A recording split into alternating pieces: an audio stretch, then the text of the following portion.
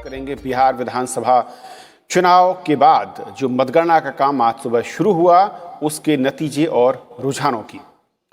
जिस तरीके से मतगणना का काम शुरू हुआ है और ऐसे में ये उम्मीद है कि देर रात तक पूरी तस्वीर साफ हो पाएगी, लेकिन बिहार में तीन प्रमुख बातें अब तक रुझानों से साफ हैं और वो ये है कि बीजेपी और आरजेडी इन दोनों पार्टियों में होड़ है कि कौन सबसे बड़ी पार्टी के तौर पर उभर रही है और गठबंधनों के लिहाज से एक कड़ा मुकाबला भी यहां पर दिख रहा है। लेकिन फिलहाल रुझानों के मुताबिक लीड बीजेपी जेडीयू गठबंधन को मिलती हुई नजर आ रही है। तो अपने कार्यक्रम में समझेंगे कि बिहार चुनाव में जिस तरीके से गठबंधन बने और पिछले चुनावों से जो अलग तस्वीर नजर आई गठबंधनों की, उसका चुनाव नतीजों पर किस तरीके से असर दिख रहा है, क्या बड़े मुद्दे हैं जो कि इन रुझानों या नतीजों में हमारे सामने इशारा कर रहे हैं कि बिहार की राजनीति किस दिशा की तरफ और कैसे जाना चाहती है। हमारे साथ तीन खास मेहमान हैं। हमारे साथ रामकृपाल सिंह जी हैं, वरिष्ठ पत्रकार, सर स्वागत है आपका। हमारे साथ हितेश शंकर हैं, संपादक हैं 5 जन से, हितेश जी स्वागत है। और वरिष्ठ पत्रकार स्मिता हमारे साथ हैं। स्मिता जी बहुत बहुत स्वागत है आपका भी। शुरुआत मैं रामकृपाल सर आपसे करना चाहूँगा। आपका एक लंबा अनुभव अगर मैं कहूँ चुनाव कवरेज को लेकर, और फिलहाल जो बिहार की राजनीति है और जिस तरीके से करवट लेती हुई दिख रही है इन रुझानों में, उसे आप कैसे देखते हैं? और हालांकि इसमें बहुत महत्वपूर्ण हो जाता है कि पिछली बार की तुलना में इस बार गठबंधनों की तस्वीर या उनके आकार में बदलाव भी हुए। कविंद जी देखिए, जब तक आखिरी वोट नहीं गिना जाता तब तक कोई बहुत पुख्ता भविष्यवाणी करना खतरे से खाली नहीं होता है। लेकिन अगर मैं कहूं कि आज देश में बिहार में आम चुनाव हुआ है, विधानसभा चुनाव हुआ है और देश के 5 और राज्यों में उपचुनाव हुए हैं। अगर मैं कहूं एक लाइन में जो मैसेज है, मैसेज वो है कि देश की जनता को शीर्ष नेतृत्व अभी भी मोदी जी पे भरोसा है। ये कर्नाटक है, गुजरात हो, मध्य प्रदेश हो, बिहार हो, उत्तर प्रदेश हो। कल तक ये बात कही जा रही थी, इस पोल के जो नतीजे आए थे उसको लेकर के तमाम लोग ये बात करने लगे थे, बहुत पढ़े लिखे बुद्धिजीवी, कि भाई बिहार में जो कुछ भी होगा उसकी जिम्मेदारी मोदी को लेनी होगी। तो मेरा निवेदन है कि आज वो कहें कि ये जो जीत है, और निश्चित तौर पर जिस तरह से 15 साल की एंटी इनकम्बेंसी के बावजूद आज बीजेपी, जिस तरह से बीजेपी को दोहरी सफलता है। एक तो ये निर्विवाद है कि बीजेपी अब छोटे भाई की भूमिका से निकल करके बड़े भाई की भूमिका में आ गई। दूसरा है कि वो सत्ता के करीब दिख रही है। ये अलग बात है कि कौन मुख्यमंत्री बनता है, कौन नहीं बनता है, बीजेपी किसे बनाती है, लेकिन बिहार की जनता ने बीजेपी के समर्थन में वोट दिया है, बीजेपी के पक्ष में है। अगर मैं एक सेंटेंस में कहूं तो उसका मतलब यह है, कौन हार रहा है कौन जीत रहा है इसको छोड़ दीजिए, लेकिन ये स्पष्ट रूप से बीजेपी को, क्योंकि बीजेपी देखिए कभी बिहार में नहीं रही है, बंगाल में नहीं रही और मैं हमेशा कहता हूं पंजाब में नहीं रही। ये तीनों जो हैं, अगर आप यूं कहें कि नॉर्थ का हिस्सा जो है, ये जहां बीजेपी सब जगह जा रही है, 3 राज्य उससे छूटे हुए हैं। जनता ने संदेश दे दिया है कि हम आपके पक्ष में वोट दे रहे हैं। अब ये सरकार बनाने का समीकरण एक अलग की बात होती है। बीजेपी ने कहा है हमारे नेता नीतीश कुमार हो गए, अब ये नीतीश कुमार पर होगा कि उसको स्वीकार करते हैं कि नहीं स्वीकार करते हैं। फाइनल टैली क्या होती है अभी बहुत कुछ कहना उसके बाद ही संभव होगा। जी हितेश, अगर मैं इन चुनाव रुझानों को देखूं तो क्या बड़ा फायदा आप देखते हैं बीजेपी के नजरिए से, और उसके सहयोगी दल जेडीयू के नजरिए से क्या बड़ा नुकसान? क्योंकि यहां पर अगर अब तक जो रुझान वो इशारा कर रहे हैं कि जेडीयू को उस तरीके से रिस्पांस नहीं मिला जिसकी उम्मीद उसे नजर आ रही थी। हालांकि मुख्यमंत्री उनके थे और इतना लंबा शासन काल उनका रहा है। वहीं दूसरी ओर बीजेपी को एक बहुत अच्छा गेंद दिख रहा है फिलहाल जो रुझान हमारे सामने है। देखिए कविंद, इसमें दिलचस्प बात क्या है कि इसका आकलन कई तरीकों से होगा। भाजपा को क्या मिला, राजद को क्या मत मिला, जदयू को क्या मिला, और इसका आगे भविष्य पर क्या असर होने वाला। तो मुझे लगता है भाजपा को सबसे बड़ा जो लाभ है वो एक उसकी गठबंधन के सहयोगी के तौर पर साख, और उस गठबंधन के साथ आना आपके लिए राजनीतिक तौर पर फायदेमंद एक समीकरण है, क्योंकि सिनर्जी तब बनती है जब 2 और 2 5 हो जाए, 4 तो दुनिया कर रही है। तो इसलिए जब केंद्र और डबल इंजन वाली जो बात है कि आप उसके साथ जुड़ते हैं तो आप फायदे में रहते हैं, ये देखा हमने महाराष्ट्र में भी, ये देखा है कि भाजपा के साथ जुड़ना फायदे का सौदा होता था। दूसरी बात, भाजपा का जो भरोसा है उसके सहयोगी उस पर भरोसा कर सकते हैं। हमने पंजाब में देखा कि पंजाब में अकाली दल के लिए लोगों के मन में रोष था, मगर उस रोष का जो नुकसान हो सकता था वो भाजपा ने झेला, मगर अपने साथियों को अंत तक नहीं छोड़ा। महाराष्ट्र में ऐसा ही हुआ। और आज भी हमने देखा कि एक गुस्सा जो अभी दिख रहा है एंटी इनकम्बेंसी में, जैसा गुस्सा बनता है कई बार लोगों का, ऐसे वक्त में भी नुकसान होता है तो कोई बात नहीं, मगर जिसके साथ हमारा गठबंधन है वहां गठबंधन धर्म निभाने के लिए हम साथ खड़े रहेंगे। तो ये एक एड ऑन फैक्टर है जो भाजपा के साथ रहने से उनके दलों को मिलता है। ये एक नहीं, ऐसे अनेक उदाहरण आ गए हैं। दूसरी बात कि एंटी इनकम्बेंसी तो जदयू के नजरिए से अगर इसका आकलन करें तो मेरा ये मानना है कि जब लंबी स्थायी सरकार होती है तो वो परफॉर्म करने के बाद भी लोग ये बात भूल जाते हैं कि उन्होंने कहां से बैटन उठाई थी, विकास की स्थिति क्या थी और आज क्या है। स्मृति जो है लोक जीवन की वो शायद उतनी तार्किक नहीं होती, भावनात्मक ज्यादा होती है।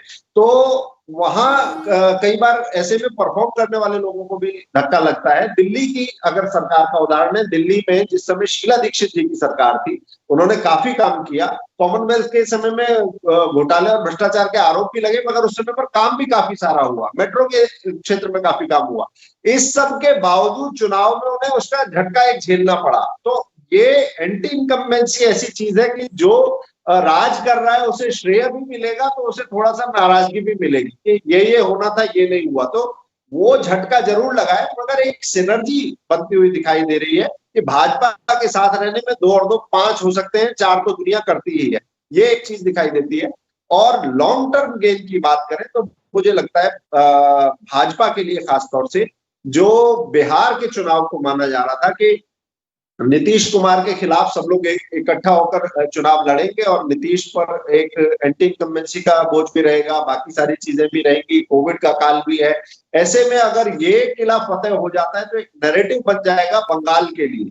वो बंगाल की जीत अब आसान नहीं होने वाली। वो लिटमस टेस्ट जो था वो एनडीए के पक्ष में आ गया है और साफ साफ कहूं तो भाजपा के पक्ष में वो आ गया है बंगाल की दृष्टि से। साथ में जो सबसे बड़ा संदेश मैं मानता हूं कि कृषि विधेयकों को लेकर जो एक बात थी, पूरे देश के खेती किसानी की बात थी, रोजगार की बात थी, वहां कृषि नीतियों पर बड़ी मुहर के तौर पर मैं इसे देखता हूं। खेती किसानी का एक बड़ा एरिया ये बिहार है और यहीं से कोविड काल में ऐसी स्टोरीज भी आई कि ट्रैक्टरों की सेल बढ़ गई, किसानों की उपज बढ़ गई। तो जो नैरेटिव था सारा बेरोजगारी को लेकर और असंतोष को लेकर, मुझे लगता है कि जो मोटे तौर पर जो अभी सारा चलन दिख रहा है उसमें जो प्रतिशत है उसको देखकर मुझे लगता है कि ये जो असंतोष का और नाकामी का जो नैरेटिव था वो नैरेटिव पंचर हो गया। स्मिता, कैसे देखती हैं आप अभी तक के जो नतीजे या संकेत हैं बिहार में, और खासतौर पर अगर बीजेपी और जेडीयू के गठबंधन और इंडिविजुअल पार्टी के तौर पर समझें तो? जी हाँ, पूरे बिहार के लिए, बिहार की जनता के दृष्टिकोण से आप कहेंगे तो कुछ बातें, कुछ मोटे बिंदु, प्रमुख बिंदु बहुत स्पष्ट दिखाई दे रहे हैं। पहला तो ये है कि कोई भी मुख्यमंत्री के नेतृत्व में सरकार अगर तीसरे टर्म के बाद चौथे टर्म के लिए वो प्रयास कर रहे हैं और इसके बाद भी उनको रिजेक्ट नहीं किया जाता है, जो कि कई एग्जिट पोल अनुमान कर रहे थे। कई ये कह रहे थे कि स्पष्ट तौर पे वो रिजेक्ट हो चुके हैं, खारिज हो चुके हैं नीतीश कुमार के नेतृत्व में एनडीए की सरकार, और कुछ कह रहे थे कि नहीं, टक्कर में तो रहेंगे लेकिन एज जो है वो महागठबंधन का रहेगा। मैं अभी ये नहीं कहूंगी कि आने वाले हफ्ते में या चंद दिनों में कौन शपथ लेगा या नहीं लेगा, लेकिन एक बात तो हम अब बिना किसी दो राय के सबको मानना होगा कि नीतीश कुमार के नेतृत्व में बिहार में एनडीए की सरकार रिजेक्टेड तो कतई नहीं है, पहली बात। दूसरी बात, मैं कह चुकी हूं कि 3 टर्म पूरा करने के बाद बिहार जैसे राजनीतिक रूप से वॉलेटाइल प्रदेश में ऐसा होना अपने आप में एक अचीवमेंट है। दूसरी बात, यहां पर यह देखना होगा कि किन चैलेंजेस, किन चुनौतियों के बीच बिहार इस बार चुनाव में गया। जो कोविड जो एक पूरी दुनिया के लिए, भारत ही नहीं पूरे विश्व के लिए एक अप्रत्याशित एक संकट और चुनौती बनकर आया, उसके बाद जो बिहार, क्योंकि बिहार की पॉपुलेशन का एक बड़ा हिस्सा अन्य प्रदेशों में काम करता है, हमारे कामगार लौट कर आए और उसके बाद जो एकदम से आप देखिए वो प्रशासन पर कितना बड़ा प्रेशर था। इतने सारे मजदूर हमारे लौट कर आए, उनका सारा जो उनकी देखभाल है, उनका वेलफेयर वो नीतीश सरकार को करना था, वो भी उसका पूरा प्रयास किए गए। तो ऐसे में जो संकट लोगों ने झेला उसमें नाराजगी होना था। तो क्या नीतीश सरकार को लेकर नाराजगी थी? कुछ बिंदुओं पर थी। 3 टर्म के बाद होना ये कोई आश्चर्य की बात नहीं है। क्या एक थकावट, एक फैटिग का फैक्टर है? निश्चित रूप से है। 3 टर्म से एक सरकार काम कर रही है तो लोगों में फटीग आएगा। बदलाव की चाहत जो है वो लोकतंत्र में बहुत प्रबल इच्छा होती है जी। इन सबके बावजूद किस तरह की लड़ाई आज हम देख रहे हैं, घंटों से लगातार एनडीए बढ़त बनाए हुए है। अगर ये बढ़त ऊंच नीच भी हो ट्रेंड, तो भी मैं इसको कहूं एक सतत बढ़त एनडीए ने बनाई है। ये पिछले कई सालों के कामकाज पे तय हुआ है। लगातार नरेंद्र मोदी सरकार का बिहार में जो इंफ्रास्ट्रक्चर के मामले में लोग भूल ही गए थे कि इंफ्रास्ट्रक्चर क्या होता है। न सड़कें बनती थी, न पुल बनता था। जब लोग आजिज हो जाते थे, जब बच्चा स्कूल नहीं जा पाता था परीक्षा देने, तो गांव वाले खुद ही मिलकर के ईंट पत्थर इकट्ठा करके अपना बना लेते थे। पानी नहीं आता था, पानी के लिए लोग खुद ही बोरवेल लगा के पानी व्यवस्था। बिहार एक क्लासिक सेल्फ रूल का केस बन चुका था। और इसको मैं बिहार की मूल निवासी होने के नाते मैं ये किसी की पढ़ी पढ़ाई सुनी सुनाई बात नहीं कह रही हूँ, हमने ये किया है। हमने अपने घरों में पानी की व्यवस्था जो म्युनिसिपैलिटी की जिम्मेदारी है उसको हमने खुद किया। हमने गांव की सड़क खुद बनाई, हमने ट्रांसपोर्ट खुद ही गांव के लड़कों को इकट्ठा करके तैयार किया, क्योंकि प्रशासन कुछ करता ही नहीं था, तो जीवन यापन तो करना है। तो मैं ये कह रही हूं कि उस हालात से आकर के और नरेंद्र मोदी सरकार की तरफ से बिहार के इंफ्रास्ट्रक्चर को, कनेक्टिविटी को जो रोबस्ट, जो मजबूत एक आधार दिया गया, इतने पुल बने, सड़कें बनी, कनेक्टिविटी के दूसरे जो आयाम है उसको भी आपको देखना चाहिए। जो आपने बात कही उससे मैं थोड़ा सा और आगे ले जाना चाह रहा था रामकृपाल सर, कि गठबंधन अगर मैं देखूं, क्या दोनों ही गठबंधन, चाहे वो बीजेपी जेडीयू का गठबंधन हो, बीजेपी अगर यहाँ पर बड़े भाई की तरह ज्यादा सीटों पर लड़ती, यानी कि नीतीश के साथ होने या ज्यादा सीटें देने से उसे यहाँ पर कुछ नुकसान उठाना पड़ता हुआ दिख रहा है, वहीं दूसरी ओर यही कमोबेश स्थिति आरजेडी के सामने है कि कांग्रेस के साथ लड़ने में और कांग्रेस को ज्यादा सीटें देने के बाद उसे कुछ ज्यादा नुकसान उठाना पड़ता हुआ नजर आता है। फिलहाल जो रुझान है, देखिए कविन जी, अभी पिताजी जो कह रहे थे या हितेश जी जो कह रहे थे, बिल्कुल सहमत हूं मैं उन बातों से। लेकिन मेरा आगे का ये कहना है कि कोई भी, देखिए कोई भी पॉलिटिकल पार्टी चुनाव के बाद फैसला करने के लिए स्वतंत्र है, कोई फैसला करे। लेकिन बेहतर लोकतंत्र का मतलब यह होता है कि जनता ने जो आदेश दिया है उसका एक ऑब्जेक्टिव एनालिसिस करना चाहिए और उस आदेश को माथे पर रखना चाहिए, मानना चाहिए। आप देखिए क्या है जो आपने बात कही, आज देखिए कि बीजेपी सिर्फ आधी सीटों पर लड़ी थी, 110 सीटों पर लड़ी थी और उसका स्ट्राइक रेट क्या है, मोर देन 66% है। ये सोच लीजिए 110 सीट पर लड़ करके अगर वो ये फिगर पहुंच रही है, जहां भी कोई फिगर आएगी, बट मुझे लग रहा है कि अभी तक का जो लग रहा है वो 60+ का स्ट्राइक रेट है। और जो सरकार, जो पार्टी सत्ता में थी, वो मुझे नहीं है पता कि क्या फिगर आएगी नहीं कि, लेकिन कहीं ना कहीं से वो ऐसा लग रहा है कि वो बीजेपी के लिए एक तरह से लाइबिलिटी बन गई। ऐसे ही आरजेडी के लिए, आरजेडी ने कांग्रेस को 70 सीटें दी थी और कांग्रेस का स्ट्राइक रेट देख लीजिए और जेडीयू का स्ट्राइक रेट, ये दोनों कहीं न कहीं अपने बड़े भाई के लिए एक तरह से लाइबिलिटी है, अगर आप टोटल एनालिसिस कर लीजिए। ये अलग बात है कि सिद्धांत की राजनीति होती है, बीजेपी कल को क्या डिसाइड करती नहीं करती है, लेकिन मैं फिर कह रहा हूं कि ये वोट एनडीए के पक्ष में जरूर है, लेकिन ये वोट बदलाव के पक्ष में है। आप क्या जान लीजिए इस बात को, जनता की बहुत माइन्यूट चीजों को समझना चाहिए। और मुझे ये जरूर कहा था कि नीतीश जी हमारे नेता होंगे, लेकिन नीतीश जी को जब खुद ये बात आएगी कि फाइनल जब तैली आ जाएगी कि हम कितने परसेंट सीटें जीत पाए हैं, तो हो सकता है, जैसा मैंने पहले कहा था, इसका माइन्यूट अगर आप इसकी पूरी राशि कीजिए तो देखिए इसमें सबसे ज्यादा फायदे में एक पार्टी रही जिसका नाम है बीजेपी। पहली बात तो यह है कि 15 साल के बाद आज पहली बार वो बड़ा भाई हो गई बिहार में। दूसरी बात, आज वो किंग बने न बने किंग मेकर हो गई। तो आप ये समझिए, जो मैं एक बात कहता हूं, कोई भी राष्ट्रीय पार्टी किसी भी देश, मैं कहता हूं नॉर्थ इंडिया में, साउथ की बात अगर मैं छोड़ देता हूं, हालांकि कर्नाटक के उपचुनाव में भी उसने सिर्फ किया है, लेकिन मैं ये कह रहा हूं कि जैसा मैंने कहा कि पंजाब में एलाइंस के नाते आपने कभी नहीं लड़े चुनाव पूरी तरह से, बिहार में आप कभी पूरी तरह से चुनाव नहीं लड़े, आपका संगठन नहीं बना, क्योंकि संगठन के लिए सीट की जरूरत नहीं है, बिल्कुल आपका दफ्तर खुले। ये काम महाराष्ट्र में किया, जब आपने शिवसेना से अलग होकर के लड़ा, आप सारी सीटों पर गए। संगठन बनाने के लिए जरूरी है कि आप हर सीट पर आपका हारा उम्मीदवार हो या जीता उम्मीदवार हो, लेकिन आपका खाता खुले। वो काम बिहार में अब करने की स्थिति में आगे बीजेपी आ जाएगी। बंगाल का चुनाव होने जा रहा है, बिहार के नतीजे चाहे सत्ता में कोई भी आए, लेकिन बीजेपी को जो सफलता मिली है बिहार में, असम और बंगाल, और आने वाले समय में उत्तर प्रदेश में भी चुनाव होगा, इन तीनों के लिए एक सकारात्मक संकेत लेके आई है। बाकी देखिए, भविष्यवाणी करना राजनीति में बहुत मुश्किल काम होता है, मैंने फिर कहा, लेकिन एक बात ये मैसेज स्पष्ट है कि पूरे देश ने मोदी के नेतृत्व में आस्था व्यक्त की है, उनके को ये सौंपा है, ले लीजिए सबसे बड़ी पार्टी, हम आपको बड़ा भाई बनाते हैं, हम आपको एक मौका देते हैं।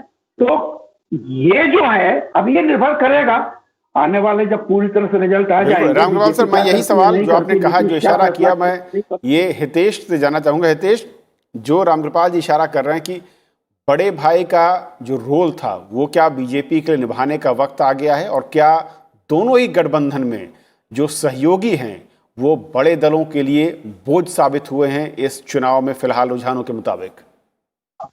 देखिए, दोनों ही गठबंधनों में बड़े बड़े जो दल हैं, वो दोनों की स्थिति बिल्कुल अलग है। जैसे राष्ट्रीय स्तर के दलों की अगर बात करें, क्षेत्रीय स्तरों की बात करें तो बिल्कुल कहानी अलग है, मगर गठबंधन का अगर हम एनालिसिस करते हैं, विश्लेषण करते हैं, तो भाजपा मतलब राजनीतिक तौर पर मुनाफे की गारंटी, राजग के साथ रहना फायदे का सौदा, और कांग्रेस का मतलब पैर में पत्थर बांध के तैरना, इस तरीके की चीज समझ में आ रही है। क्योंकि जिस तरीके से कांग्रेस उत्साह में तो आई, मगर ये गलबहियां उल्टा उनके साथियों को भारी पड़ी है। इससे पहले उत्तर प्रदेश में भी इस तरीके का हुआ था। और जो आपने राज्य के स्तर की बात की, राज्य स्तर में ये हमें समझना होगा कि जाति पर विकास भारी, इस बात की एक मोहर लगी है, क्योंकि एक खास जाति का, एक खास मजहब का एक कॉकटेल बनाएंगे और उसके सहारे सत्ता पाएंगे। ये समीकरण फ्लॉप हो गया है, और पिछले 15 सालों में आप समझिए कि बहुत छोटे छोटे बच्चे फर्स्ट टाइम वोटर जो है, पूरी उनकी एक नई पौध तैयार हो जाती है। 18 साल के वोटर बनते हैं, 15 साल बाद ये इलेक्शन है 2015 से अगर कहें, तो इसमें नए युवाओं की भूमिका भी है, और महिलाओं का बढ़ता हुआ वोट प्रतिशत भी है, जो उत्तर प्रदेश और बिहार में जिसकी कभी चर्चा नहीं होती। ये एस्पिरेशंस की पॉलिटिक्स हो रही है, कास्ट की लाइन से आगे चली गई, ये पुराने वर्टिकल्स टूट रहे हैं, ये भी हमें मानना पड़ेगा। ओके स्मिता, इसके अलावा जो और फैक्टर मैं कहूँ, थोड़ा सा उसमें आना चाह रहा था कि खासतौर पर मैं कहूँ, चाहे वो एलजेपी की बात करें या फिर उपेंद्र कुशवाहा का जो एक धड़ा था, जो एक गठबंधन बना, वो बात करें, एआईएम की वहाँ पर भूमिका, सीमांचल के जो कुछ सीटें हैं वहाँ पर किस तरीके से ये स्पॉइलर की भूमिका में दिखे, या फिर इनके उतरने के बाद दोनों ही बड़े गठबंधनों के लिए रास्ता आसान या कुछ मुश्किलात? नहीं, मैं कहूंगी कि ये जो छोटे छोटे फॉर्मेशंस बने इस वाले चुनाव में, इसमें एक एक सीट का जब वो डाटा आएगा, जब एक एक सीट के पूरे आंकड़े आएंगे और उसका ब्रेकअप आएगा, तभी ये अनुमान सटीक रूप से लगाया जा सकेगा कि कौन कितने पानी में रहा। हाँ, लेकिन स्पॉइलर की भूमिका में कई जगह पर हैं, ये तो तय है। जैसे सीमांचल और कोसी क्षेत्र में बीजेपी ने बहुत अच्छी बढ़त बीजेपी को मिली है। तो हम कह सकते हैं कि एआईएमआईएम ने महागठबंधन, वो कितना भी दावा करें कि ओवैसी का कोई फैक्टर नहीं है, लेकिन एमआईएम ने कहीं ना कहीं उनको डेंट किया होगा। इसी तरह से ये अगर ये एंटी इनकम्बेंसी का फैक्टर ही सबसे प्रबल फैक्टर होता, तो जैसा मैंने कहा एनडीए को साफ हो जाना चाहिए था, ऐसा नहीं हुआ। तो उस स्थिति में ये मानती हूं कि भले ही आज चिराग पासवान के नेतृत्व में लोजपा बहुत सीटें ना ला पाए, लेकिन लोजपा भी केंद्र की तरह एनडीए का हिस्सा होकर लड़ता तो बहुत ही, और ये रिजल्ट आज कई घंटे पहले स्पष्ट हो चुका होता, और बहुत ही स्पष्ट और एब्सोल्यूट मेजॉरिटी के साथ एनडीए बहुत पहले ही अपनी जीत डिक्लेयर कर सकते थे, ऐसा मेरा मानना है। तो निश्चित रूप से स्पॉइलर दोनों तरफ रहे हैं। न चिराग पासवान को आवश्यकता से अधिक वेटेज दिया जा सकता है एक स्पॉइलर की भूमिका में, न कुशवाहा जी के फॉर्मेशन को दिया जाता है, लेकिन अपने अपने पॉकेट्स में दोनों ने प्रभावित किया है। जो हम नहीं देख रहे हैं साचान जी, दो प्रमुख फैक्टर बहुत जल्दी दो प्रमुख फैक्टर में सामने लाना चाहूंगी। पूरे चुनाव के दौरान तेजस्वी यादव की भीड़ पर बहुत ज्यादा फोकस रहा। टेलीविजन में, तमाम मीडिया में, लोकल, नेशनल, यहाँ तक कि ग्लोबल मीडिया ने भी इसके बारे में लिखना शुरू कर दिया था। मैंने खुद कई जगह एनवाईटी वगैरह में पढ़ा। वास्तव में ये ठीक है कि तेजस्वी यादव आरजेडी जो कि बिल्कुल ढलान पर चली गई थी, इसको रिवाइव कर रहे हैं, ये तो इस रिजल्ट में दिख ही रहा है बेशक। आखिर में हृदय जी, बहुत संक्षेप में जैसा कि कहा इस बताने में, अगर थोड़ा सा इसको और समझना चाहूँ कि बिहार में बहुत महत्वपूर्ण जो दो चीज़ें दिखती हैं, बीजेपी के लिए एक नई भूमिका शायद जनता इशारा कर रही, जिसका तरफ इशारा किया रामकृपाल सिंह सर ने, और दूसरा तेजस्वी के लिए एक बड़ी भूमिका जनता इशारा कर रही, क्योंकि सीट अगर मैं कहूँ जिस तरीके से स्ट्राइक रेट वहां पर आरजेडी का दिखा है। निश्चित ही मुझे लगता है कि जनता ने जो एक शासन से जो ऊब होती है उसका नजला गिरा है नीतीश जी, जदयू पर हम कह सकते हैं कि वो दिक्कत आई है उनके साथ, और उसके साथ ही भाजपा इस बात से कभी पीछे नहीं हटी कि हमारा चेहरा नीतीश ही होंगे, और उसके बाद जो भाजपा को सपोर्ट मिला है कि आप कह रहे हैं तो ठीक है, बाकी वो कह रहे हैं तो वो राजी नहीं है पब्लिक, तो ऐसे में भाजपा का एक अपर हैंड बनता है, और मुझे लगता है कि शासन में थोड़ा और ज्यादा असर्टिवनेस वो बनती है। शायद जितना असर्ट भाजपा कर रही है उससे आगे बढ़ने का ये अवसर है, और जनाकांक्षाओं के अनुरूप ही है।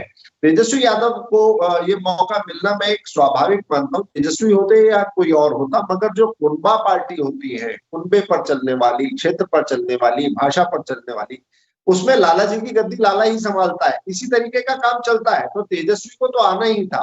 भूमिका में आने के बाद आप परफॉर्म कितना करते हैं, क्योंकि जो